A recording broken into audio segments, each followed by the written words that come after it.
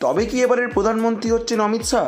নরেন্দ্র মোদীকে ছাপিয়ে তার নাম উঠে আসছে কেন? কি লড়াই হলো নরেন্দ্র মোদী আর অমিত শাহর মধ্যে? নমস্কার বন্ধুরা, আপনাদের স্বাগতম জানাই নিউজ ওয়েভ 24x7 চ্যানেলে। বন্ধুগণ, গত 1 মে শেষ হয়ে গিয়েছে 2024 সালের লোকসভা নির্বাচন, আর গতকাল অর্থাৎ 4 মে ছিল সেই নির্বাচনের ফল ঘোষণা। যেমনটা আপনারা প্রত্যেকেই জানেন, 400 পারের স্লোগান দিয়েও 300 সিটও পায়নি বিজেপি। এই এনডিএ জোটের সাথে মিলে সরকার তৈরি করলেও গতবারে বিজেপি 1000 সংখ্যা ছুঁয়েছিল, এবার জোট নিয়েও সেই সংখ্যা ছুঁতে পারেনি বিজেপি। গতকালের ফলাফল যদি আমরা দেখি, গুজরাটের গান্ধীনগর লোকসভা কেন্দ্র থেকে এবারে লড়াই করেছেন কেন্দ্রীয় স্বরাষ্ট্রমন্ত্রী অমিত শাহ। 10,10,972টি ভোট পেয়ে জয়ী হয়েছেন তিনি। বিরোধীদের হারিয়েছেন 7,44,716 ভোটে। আর অন্যদিকে উত্তরপ্রদেশের বারাণসী লোকসভা কেন্দ্র থেকে লড়েছেন নরেন্দ্র মোদী।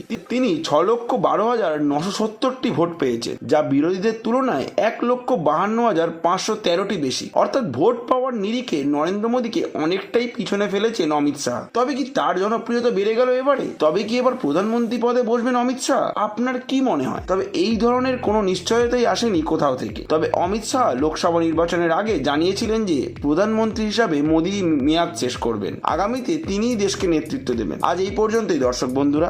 ভিডিওটি ভালো লাগলে লাইক এবং সাবস্ক্রাইব করতে ভুলবেন না।